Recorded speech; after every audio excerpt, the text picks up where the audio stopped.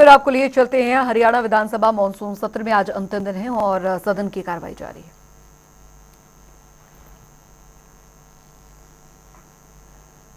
तो प्रश्नकाल के साथ सदन की कार्रवाई शुरू हुई है और सदन के अंदर आपको बता दें कि तमाम जो क्षेत्र से जुड़े सवाल हैं वो यहाँ पर तमाम जो मंत्री हैं उनसे उनके सामने रखे जा रहे हैं, उनका जवाब यहाँ पर लिया जा रहा है। इस बीच आपको बता दें कि 2 ध्यानाकर्षण प्रस्ताव पर भी चर्चा होगी और कानून व्यवस्था के मुद्दे को लेकर मुख्यमंत्री के जवाब के बाद भी हंगामे के आसार जो हैं वो बने हुए हैं। तो फिलहाल हरियाणा विधानसभा मानसून सत्र काफी हंगामेदार रहा क्योंकि पहले दिन ही कई बार सदन की कार्रवाई को स्थगित करना पड़ा था। विपक्ष लगातार मनीष हत्याकांड वाले मुद्दे को लेकर लगातार हमलावर था। सत्ता पक्ष पे और कानून व्यवस्था पर सवाल जो है वो यहाँ पर उठाए जा रहे थे। कल भी हमने देखा कि किस तरीके से तीखी नोकझोंक है वो कई विधायकों के बीच जो है सत्ता पक्ष और विपक्ष के विधायकों के बीच देखने को मिली। और आज क्योंकि आज का दिन काफी महत्वपूर्ण रहने वाला है, प्रश्नकाल के साथ कार्रवाई जो है वो शुरू हुई है सदन की।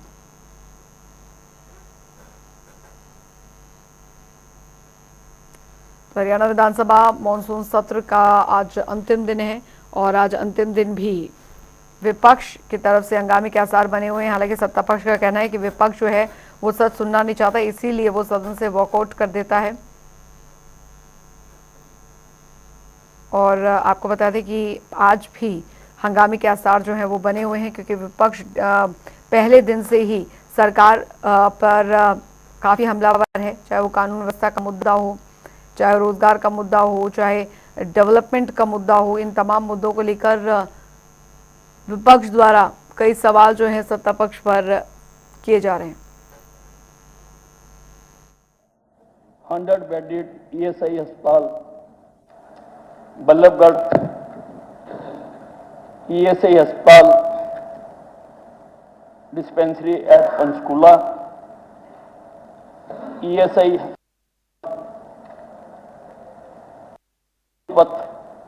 एंड कंस्ट्रक्शन ऑफ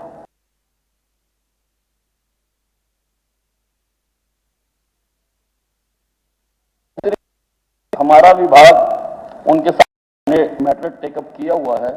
हम 100 बेडेड रोहतक, अंबाला में बनाना चाहते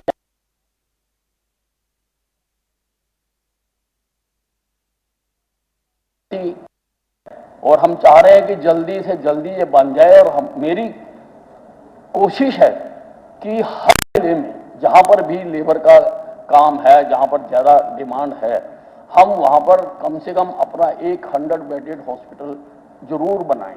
और सरकार ने पिछले सत्र में जमीन हस्तांतरण में राहत देने की भी बात की है और वो कोशिश कर रहे हैं। मैं आदरणीय सदस्य को, मुझे बड़ी खुशी है कि ये पहली बार चुनकर आए हैं और अपने क्षेत्र का ये बहुत ख्याल रख रहे हैं। ये सारे मुद्दे वहां के उठा रहे हैं और वहां की जनता को जल्दी से जल्दी फायदा पहुंचा देना चाहते हैं।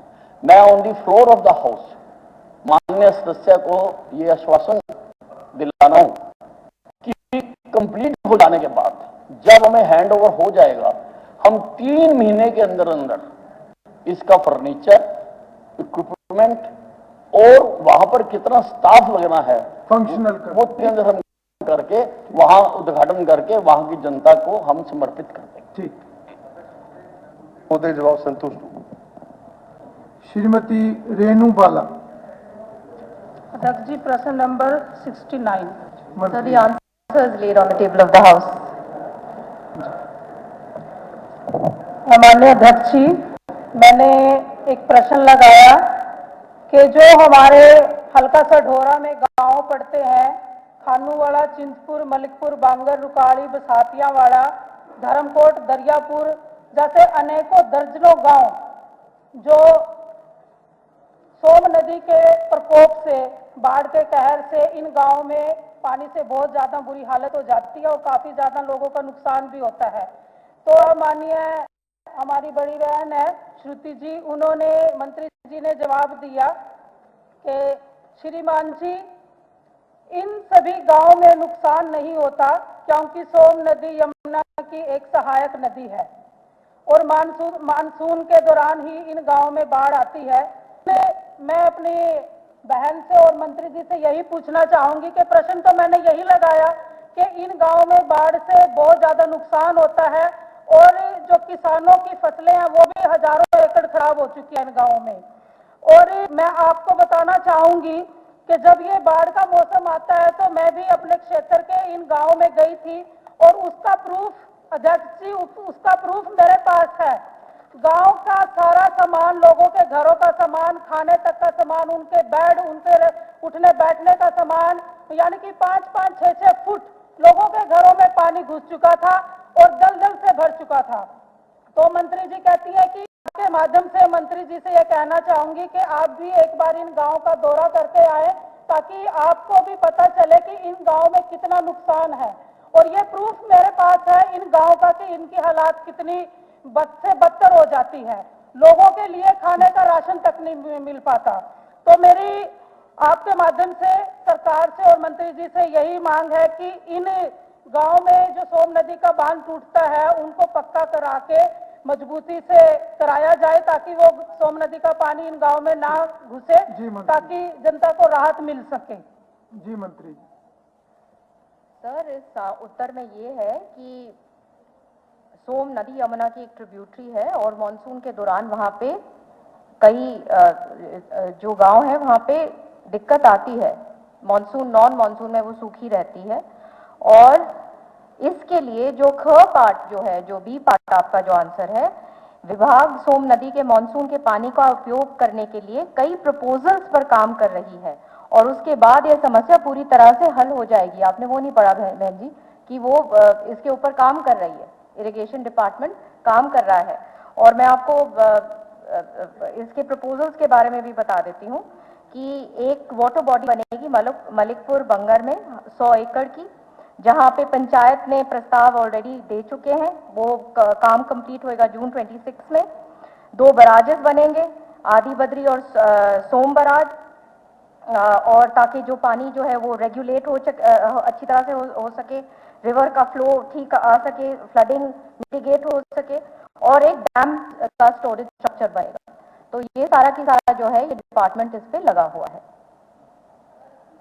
मैं आपके माध्यम से कहना चाहूंगी कि जो हमारे वहाँ पे प्रशासन अधिकारी हैं, मानसून सत्र के समय में काफी लोग जो गांव के इकट्ठे होके आते हैं और वहाँ के प्रशासन को भी मैंने इस बात के लिए सचेत किया कि इस नदी का पानी जो है उन गाँव में घुस चुका है इस समय भी, मतलब इस मानसून में भी। तो वहाँ पे जो कच्चे तटबंध थे वो मैंने बोलकर उनको लगवाए, लेकिन प्रशासन की तरफ से उनको कोई सहायता नहीं मिली। मैं आपके माध्यम से ये भी कहना चाहूंगी और ये मांग करती हूँ कि जल्दी से जल्दी इस सोम नदी को पक्का करके इसके तटबंध को पक्का किया जाए ताकि लोगों की समस्याएं हल हो। ठीक है अध्यक्ष जी, एक मेरा सप्लीमेंट्री और है। एक मेरा प्रश्न लगा था बहन श्रुति जी से है, मंत्री जी से, कि अपना पावनी पुलिया का जो हमारा वो तो पहले लगा था, प्रश्न लगा था। नहीं, सप्लीमेंट्री पूछ सकती हूँ सर? नहीं, उसका अभी नहीं, वो अलग से आपका सेपरेट है। वो श्री मनमोहन बड़ाना। प्रश्न संख्या 70। मंत्री। माननीय अध्यक्ष जी, माननीय सदस्य ने 4 भागों में अपना सवाल पूछा है। क भाग का जवाब है, महोदय, यमुना नदी के किनारे बसे पानीपत जिले के 23 गांवों की शामलात भूमि का कुल क्षेत्रफल लगभग 15,807 एकड़ है।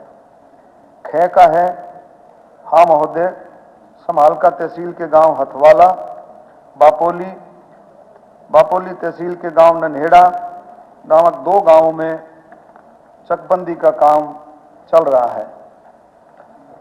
हथवाला गांव में चकबंदी के अधीन भूमि 2106 एकड़, नन्हेड़ा में 856 एकड़ चकबंदी का कार्य पूर्वी पंजाब जो चकबंदी एवं विखंडन निवारण अधिनियम 1948 के प्रावधानों के अनुसार किया जा रहा है।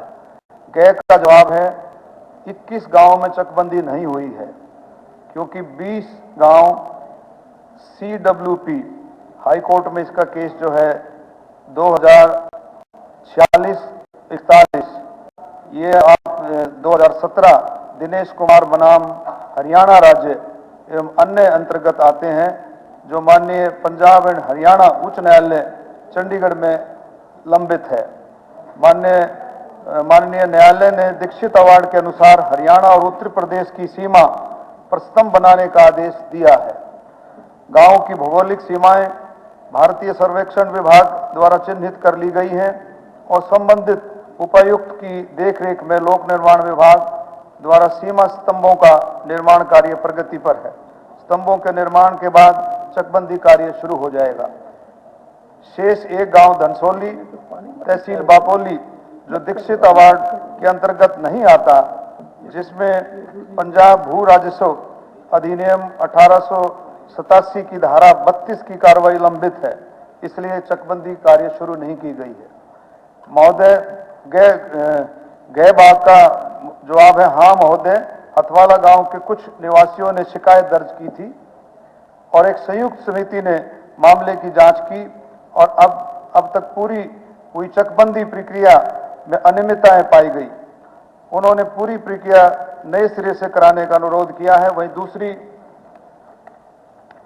दूसरे कुछ अन्य निवासी इसका विरोध कर रहे हैं और इन्होंने इसे जल्द से जल्द पूरा करने के लिए रिट याचिका दायर की है।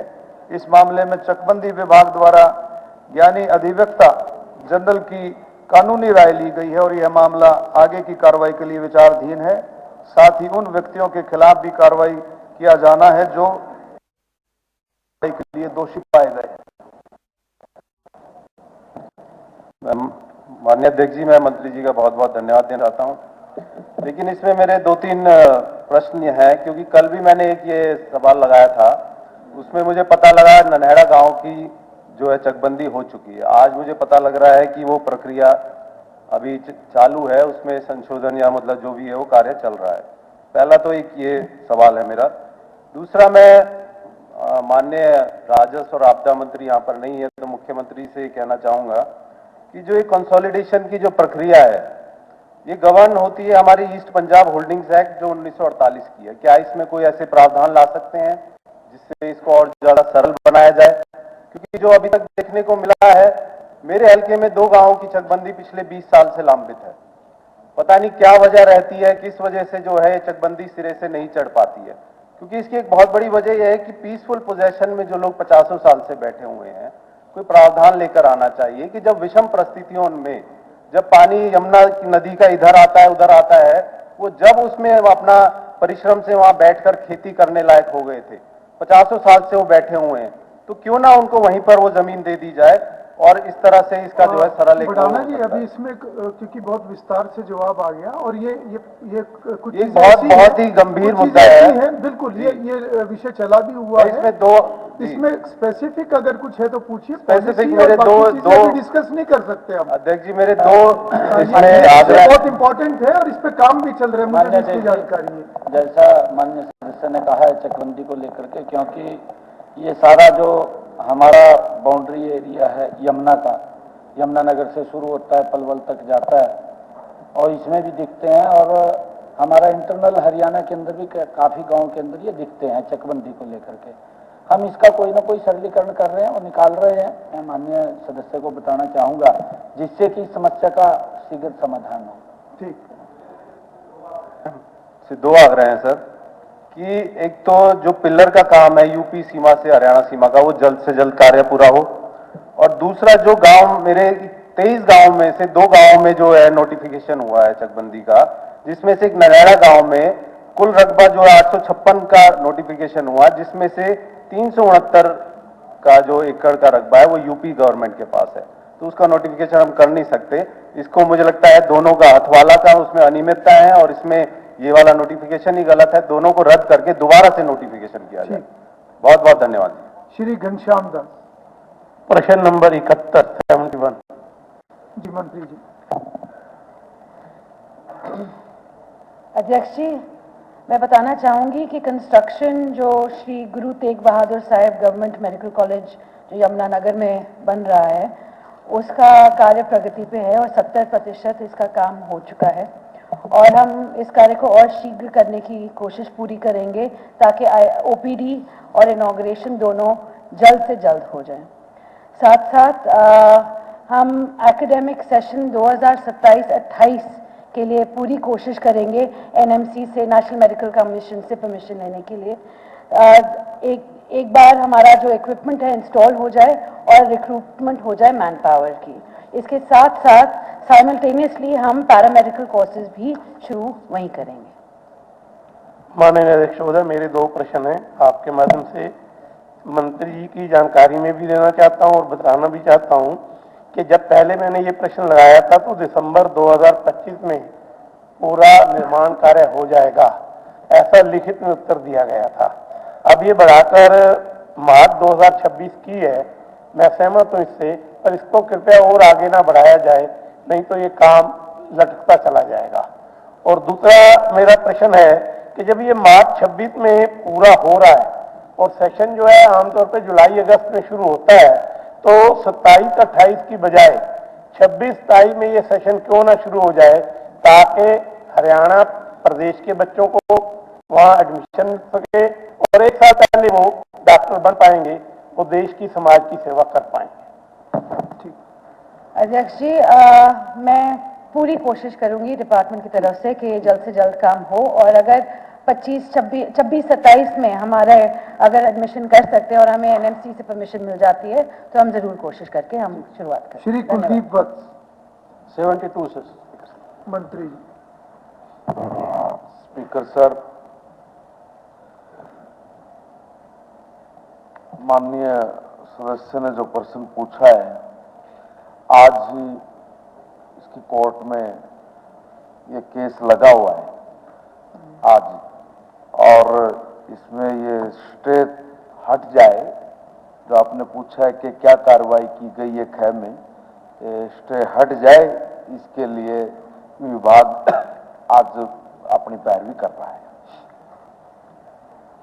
स्पीकर सर, मैं मंत्री जी से सिर्फ इतना ही पूछना चाहता हूँ, ठीक है कोर्ट का स्टे है वो तो ना आपके हाथ में ना हमारे हाथ में, पर क्योंकि ये जो जेबीटी कैडर के मेवात के हैं बच्चे, ये काफ़ी परेशान है और टाइम भी काफ़ी हो गया, तो जितना जल्दी हो उसके गवर्नमेंट पैरवी करके इनकी ज्वाइनिंग कराए, मेरी ये रिक्वेस्ट है। ठीक आज का श्री राजवीर फरटिया प्रश्न नंबर 73। जी मंत्री जी। नहीं श्रीमान जी,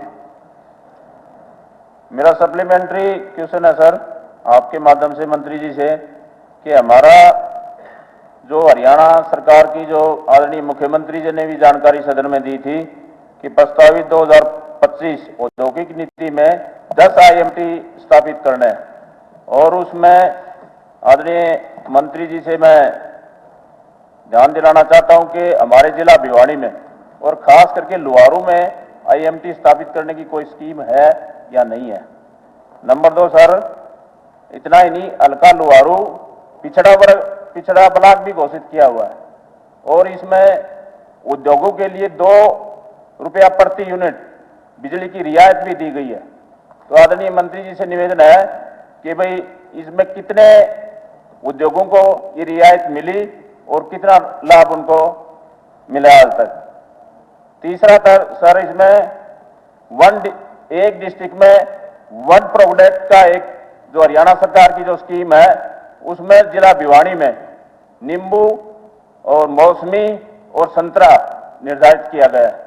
तो मंत्री जी से निवेदन है कि भाई इनकी फूड प्रोसेसिंग यूनिट को बढ़ावा देने के लिए कितने कोल्ड स्टोरेज और उसमें कितनी उनको बेचने के लिए क्या कोई व्यवस्था की गई है और कितना लाभ उनको दिया गया है। ये तो अगला अलग ही प्रश्न होगा। अध्यक्ष महोदय, जहां तक आईएमटी का सवाल है, मुख्यमंत्री जी ने घोषणा की थी कि हम 5 सालों में 10 आईएमटी बनाएंगे। 5 की घोषणा कर दी गई है कि यहाँ लोग जमीन देंगे तो हम वहां आईएमटी बनाने की कोशिश करेंगे। दूसरा, जहां तक लोहारू का सवाल है, लोहारू भिवाड़ी जिले का हिस्सा है। भिवाड़ी जिले में एचएसवीपी ने 335 एकड़ जमीन एचएसआईडीसी को जी वहां प्लॉट अवेलेबल है। तीसरा, मास्टर प्लान 2025 में भिवाड़ी में 29 और 30 सेक्टर में जमीन अवेलेबल है। चौथा, कई पॉलिसी इंडस्ट्री डिपार्टमेंट ने बनाई है जिसमें लोग प्राइवेट तौर पर खरीदें, और कई स्कीमों में उसमें इंसेंटिव भी सरकार की तरफ से दिया जा रहा है। इनका लोहारू जो क्षेत्र है वो बिल्कुल राजस्थान के लगता हुआ, मैं भाई से निवेदन करूंगा कि बहुत स्कीम में इसमें इंडस्ट्री में, और सरकार चाहती है कि इंडस्ट्री ज्यादा से ज्यादा आए, और इतना इंसेंटिव है जो आज तक किसी सरकार ने दिया। आप उसमें आओ, चाहे उसमें लॉजिस्टिक अब में लाओ, चाहे आप फूड प्रोसेसिंग में आओ, चाहे आप और किसी में आओ, पद्मा में आओ, प्लग एंड प्ले में आओ, जो भी आप स्कीम लेकर आएंगे हम उसको मंजूरी देंगे। ये हमारा तो उस क्षेत्र में रेतीला इलाका है और उसमें नींबू और जो संतरा और मौसमी की जो बात कही गई है, स्पष्ट बता वो दिया। यूनिटें उनको बढ़ावा अगर मिलेगा, आप अपने क्षेत्र की जरूरतों के हिसाब से चर्चा तौर करें। पर कोई आना चाहे उसका इंसेंटिव श्री सरकार अनिल देगी। यादव। Question number 74। जी मंत्री जी। अध्यक्ष महोदय, माननीय सदस्य ने जो प्रश्न पूछा है कोसड़ी बाईपास का, उसमें मैं बताना चाहूंगा कि लगभग 3.83 किलोमीटर का लंबा ये बाईपास प्रस्तावित है, और इसमें जो ई भूमि पे हमने जो जमीन जो खरीद करने की डिमांड की थी, उसमें 507 उसमें जो शेयर होल्डर थे, जिसमें से 201 जो भूमि मालिक है उन्होंने अपनी सहमति दे दी है, उन्होंने एफिडेविट दे दिए हैं लगभग 13 एकड़ भूमि का, और हमने अधिकारियों को आदेश दे दिए हैं कि तुरंत इसकी रजिस्ट्री करवाने का काम करें। 10 एकड़ और भूमि भी जल्दी ही उसको करके इसको बनाने का काम करें। अध्यक्ष महोदय, मैं आपके माध्यम से मंत्री जी को बताना चाहूंगा कि 2015 में पूर्व मुख्यमंत्री जी द्वारा बाईपास की घोषणा की गई थी, और काफी समय से अधिकारी लगे हुए हैं, लेकिन काफी लोगों का मानना है कि वहां की जो प्रति एकड़ की कीमत 60 लाख रुपए की गई है, तो काफी कोशिश होने के बाद भी लोग 60 लाख रुपए में अपना प्रति एकड़ देना नहीं चाह रहे। तो मैं मंत्री महोदय जी साहब के माध्यम से निवेदन करना चाहूंगा कि इसकी कीमत में कुछ बढ़ाई जाए, ताकि ये कोसली की मेन जरूरत है, ताकि ये बाईपास बन पाए। बहुत बहुत धन्यवाद महोदय। जैसे मैंने कहा कि अभी 13 एकड़ भूमि तो हमने एक तरह से उन्होंने कंसेंट दे दी है, और उसको हम रजिस्ट्री करवा रहे हैं, और 10 एकड़ की भी माननीय विधायक जी से भी कहूंगा कि आप उसमें हेल्प करवाने का काम करें, नहीं तो फिर हम अधिकारियों को बात करके और हम उसको भी लेकर के इसको बढ़ाएंगे जल्दी। स्थानीय स्तर पे प्रयास ज्यादा कोशिश करेंगे, लेकिन ये बहुत जरूरी है कोसली हल्के के लिए। मैं आपसे निवेदन है मंत्री जी से कि श्री विनोद ब्याना। प्रश्न संख्या 75। जी मंत्री जी। Answer laid on the table of the House, sir. Speaker sir, मेरा प्रश्न है कि मेरे विधानसभा क्षेत्र दाना खुर्द, दाना कला, रामपुरा, भाटोल, जाटान, जीतपुरा, मेंदा, चैनत, भाटला, कुंभा, पुराना गांव में बरसात के समय पानी भर जाता है, और माननीय मंत्री जी ने ये स्वीकार किया है कि ये सही है कि पानी भर जाता है, और इन्होंने अपने उत्तर में कहा है कि इनमें से 4 गांव में हमने 7 योजनाओं की स्वीकृति दे दी है, जिनमें से 3 योजनाएं पहले ही पूरी हो चुकी हैं। मैं मंत्री जी का बहुत बहुत धन्यवाद करता हूं कि इन्होंने 7 योजनाओं को स्वीकृति दी है, जिसमें 3 योजनाएं पूरी हो चुकी हैं, और बाकी 4 योजनाओं पर कह रहे हैं काम चल रहा है। आगे ये 4 गांव की तो बताई इन्होंने, शेष 5 गांव अर्थात दाना खुर्द, दाना कला, मेंदा, भाटला, कुंभा, रामपुरा में जल भराव की स्थिति की मौजूदा मानसून के मौसम के दौरान बारीकी से निगरानी की जा रही है, और यदि आवश्यकता हुई तो स्थायी जल निकासी योजनाओं को HSDR और FCB की 97वीं बैठक में स्वीकृति प्रदान की जाएगी। अध्यक्ष महोदय, मेरा ये कहना है कि जो इन्होंने ये जवाब में कहा है कि यदि आवश्यकता हुई, आवश्यकता तो है क्योंकि हर वर्ष पानी आ जाता है, हर वर्ष पानी भर जाता है, तो ये आवश्यकता हुई शब्द को काटकर इसको स्वीकृति देने का कष्ट करें, ये मेरा निवेदन है। जरूर सर, इनका जो करीब 24 करोड़ रुपए की लागत से ये सारे गांव की जो स्कीम्स बनी हैं और इस पे काम चल रहा है। 4 में जो स्कीम्स हैं वो 3 में कंप्लीटेड है, 3 प्रोग्रेस में है, और 1 में कोई लीकेज थी तो वो भी उसके ऊपर रिपेयर वर्क चल रहा है, और जरूर जो बाकी के जो 5 गांव हैं उनको भी टेकअप करेंगे। धन्यवाद सर। श्रीमती शैली चौधरी। 76। जी मंत्री जी। Cooperative minister. Speaker sir, Naraingarh sugar mill के बारे में मैं जी ने सवाल पूछा, किसानों का बकाया है कब तक दिया जाएगा। स्पीकर सर, वर्तमान में राज्य में 14 चीनी मिल हैं, जिसमें 11 मिलें सहकारिता की हैं, उनका सारा पैसा जा चुका है और 3 प्राइवेट हैं, जिसमें जमुनानगर, इंद्री और नारायणगढ़। अब एक मिल जो है जिसका पैसा बकाया था, ये पैसे की कमी में काफ़ी संकट में था, लेकिन हरियाणा मंत्रिमंडल ने फैसला कर लिया था, क्योंकि इसका मिल चलते चलते पैसा बढ़ता ही जा रहा था, किसानों का कम नहीं हो रहा था, हर साल देनदारी बढ़ती जा रही थी। हरियाणा मंत्रिमंडल नायब सैनी जी के नेतृत्व में फैसला हुआ, इसको सरकार चलाएगी। 2021-22 में 66.32 करोड़ रुपए किसानों का देना था और 22-23 में जब ये चला तो ये 55.81 करोड़ रुपए रहा और 23-24 में ये 33.04 करोड़ बकाया रहा और 24-25 में 22.32 करोड़ रहा।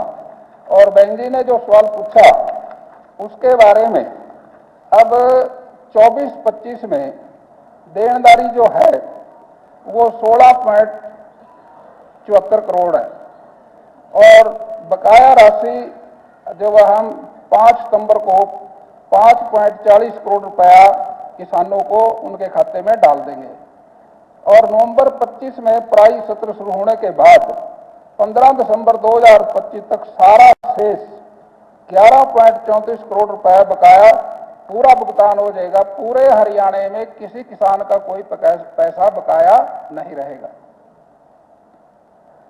मंत्री जी, चलो ये तो अच्छी बात है कि आपने वही इतना पैसा दिलाया किसानों का, लेकिन मेरा ये कहना है कि नवंबर में फिर चालू हो जाएगी मिल, तो तब तक अगर आप 5 सितंबर को दे रहे हैं तो अच्छी बात है कि सारा ही दे दें। आपने कहा है 5.40 दे रहे हैं, तो बाकी का भी सितंबर में दे दें, क्योंकि नवंबर में तो दोबारा से मिल चालू हो जाएगी। तो मैं इसके लिए आपको धन्यवाद करूंगी अगर किसानों की पूरी पेमेंट कर देंगे। शुगर मिल निकल के आया, अब 66 करोड़ रुपया था इसका शुरू में, 66.32 हर साल तो पैसा दिया। आज सब्सिडी से दिया, कुछ किसानों के जो मिल चला है सरकार ने तब दिया, अगर प्राइवेट चलता रहता तो बहुत पैसा हो जाता था। अब 5 सितंबर अभी आज सितंबर लग गया, लेकिन इसकी रिपेयर भी करनी है। इसका मिल का जो पेमेंट अधिकारी भी है वो चलाते चलाते अब तो इतने साल से ये पैसा इतना रह गया थोड़ा सा, अब तो 11 ही करोड़ रह गया सारा। ये हम दिसंबर तक इसको पूरा का पूरा पैसा क्लियर कर देंगे। ठीक।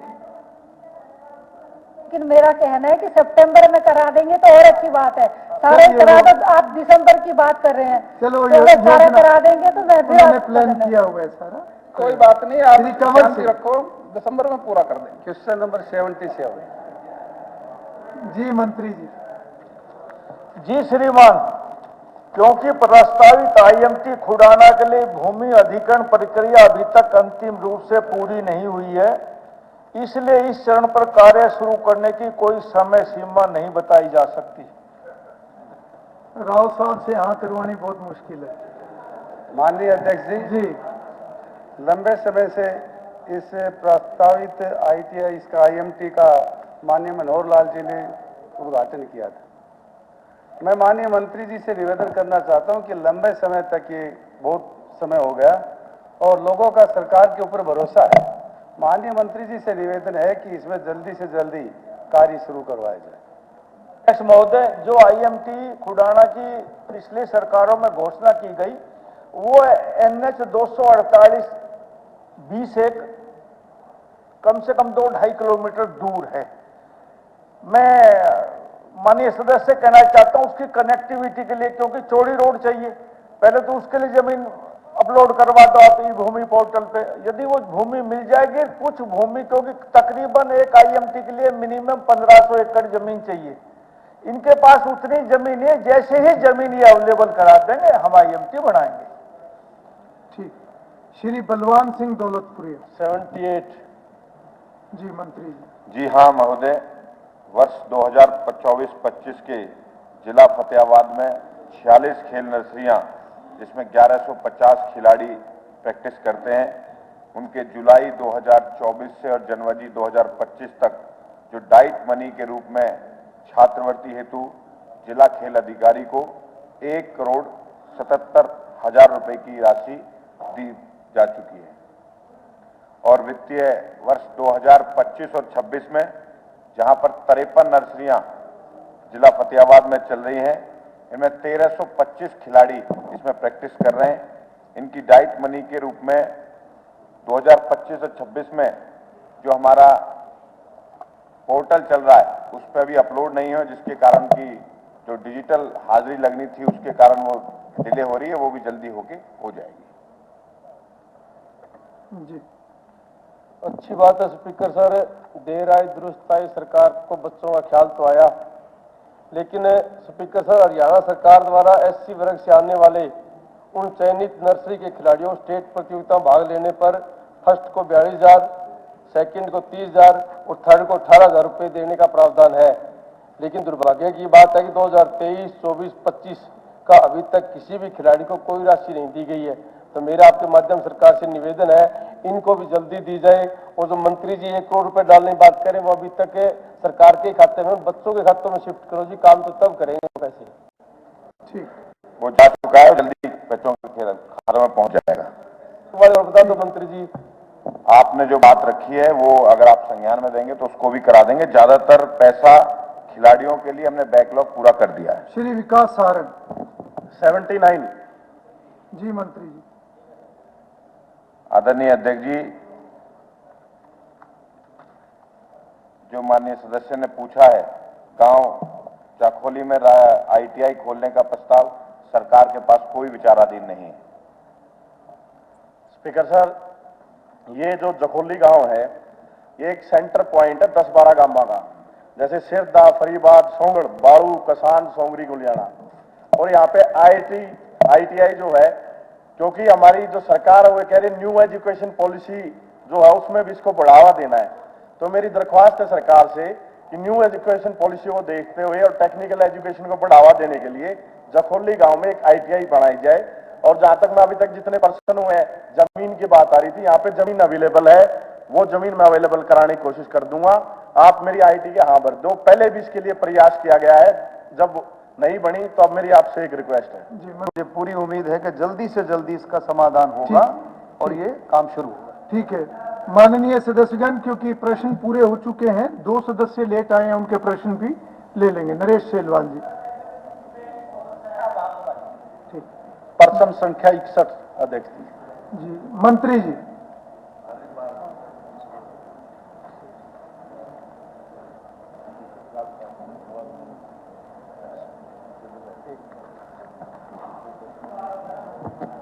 माननीय अध्यक्ष जी, माननीय सदस्य नरेश जी ने जो सवाल पूछा है उसमें क और ख में श्रीमान इस संबंध में सुशील रेड्डू और ग्राम पंचायत अग्रोहा जिला हिसार से प्रस्ताव प्राप्त हुए हैं।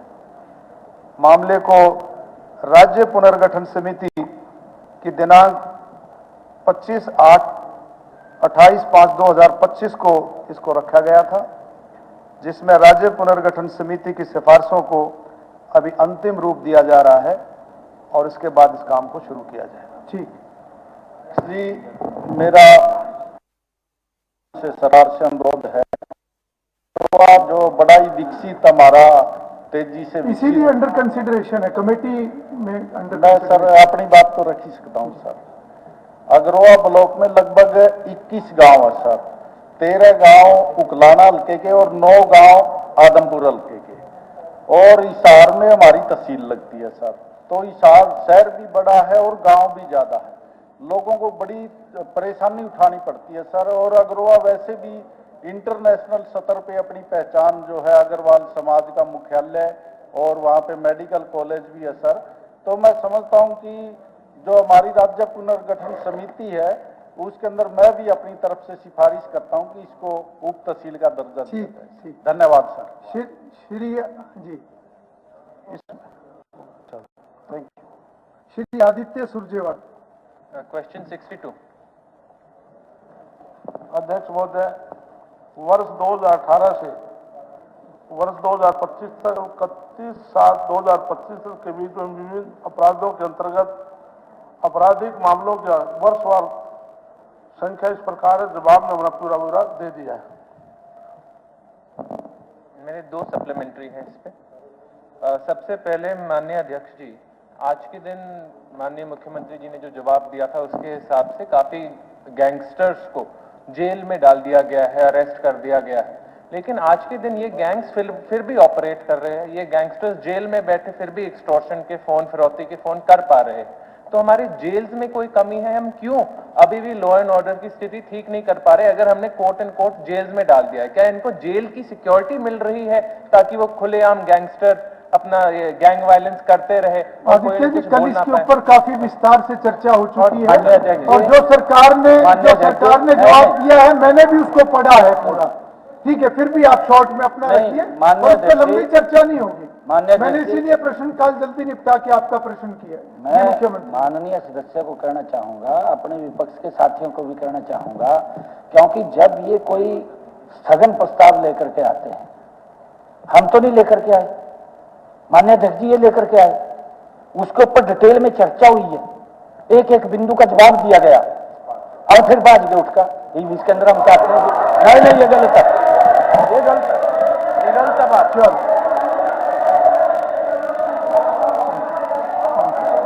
लेके आए, आपने उसका उत्तर सुना है? ठीक है, बैठिए जो आप ले, ठीक है मंत्री जी, आपका आदित्य जी हो गया सप्लीमेंट्री।